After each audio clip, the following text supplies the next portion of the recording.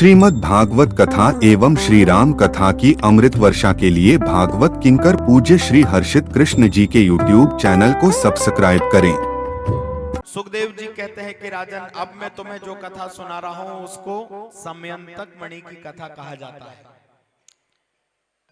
आसीत सत्रह जितः सूर्यो भक्तस्य परमः सखा प्रीतस्तस्मै मणिं प्रादात् सूर्यस्तुष्टुः समयंतकम्। बोले द्वारिका में एक और राजा रहते थे जिनका नाम था सत्राजित। बड़े ध्यान से सुनना भैया, इस कथा को सुनने से झूठा कलंक नहीं लगता, अथवा लग गया है तो उसका दोष मिट जाता है। समयंतक मणि की कथा। सत्राजित को भगवान सूर्य के द्वारा एक मणि प्रदान करी गई थी जो अपने अंदर से प्रतिदिन 20 तोला सोना प्रकट करती थी, 2 भार। तो भगवान द्वारिकाधीश ने एक दिन महाराज सत्राजित से कहा कि तुम्हारे पास इतनी बढ़िया मणि है, ये महाराज राज खजाने में दे देना चाहिए, पूरी जनमानस का कल्याण होगा, सबके लिए अच्छी है। सत्राजित ने बोला, हम हमारी मणि किसी को नहीं देंगे। भगवान ने कहा, तुम्हारी चीज, हमारी तो सलाह थी, तुमको जो करना है सो करो।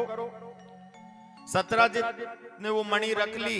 दूसरे दिन सत्राजित के छोटे भाई प्रसेनजित उस मणि को गले में पहन के शिकार खेलने के लिए गए। राजन, शिकार खेलने के लिए जब प्रसेनजित गए तो उस दिन रोज शेरों को, बाघों को मार के आते थे, लेकिन उस दिन घटना घट गई, एक शेर ने ही उन पे हमला कर दिया। प्रसेनजित मारे गए और वो मणि फंस के शेर के पंजों में चली गई। अब इधर भगवान द्वारिकाधीश ने एक दिन पहले मणि मांगी थी, अगले दिन ये घटना घट गई। तो सत्राजित को लगने लगा कि कल द्वारिकाधीश ने मुझसे मणि मांगी थी, मैंने नहीं दी तो मेरे भाई को मरवा दिया और उससे मणि छीन ली। झूठा कलंक लग गया।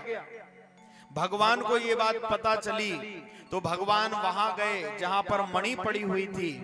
वहां देखा भगवान ने कि शेर के पंजे के निशान बने हैं। शेर के पंजों को देखते हुए भगवान आगे पहुंचे, शेर भी मरा पड़ा है बाहर, भालू के पंजे के निशान बने हैं। भालू के पंजे के निशानों को देखते हुए आगे बढ़े तो एक गुफा के द्वार पर बहुत सुंदर कन्या बैठ करके उस मणि से खेल रही थी। भगवान ने कहा, देखो ये मणि यहां रखी और हमारे ऊपर झूठा कलंक लग गया, हमने तो मणि ली ही नहीं।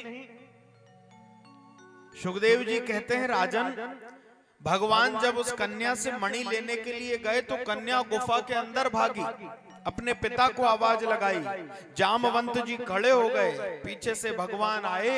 जामवंत जी और भगवान के बीच में 28 दिनों तक द्वंद्व युद्ध हुआ। महाराज एक दूसरे को उठा उठा के पटकते रहे।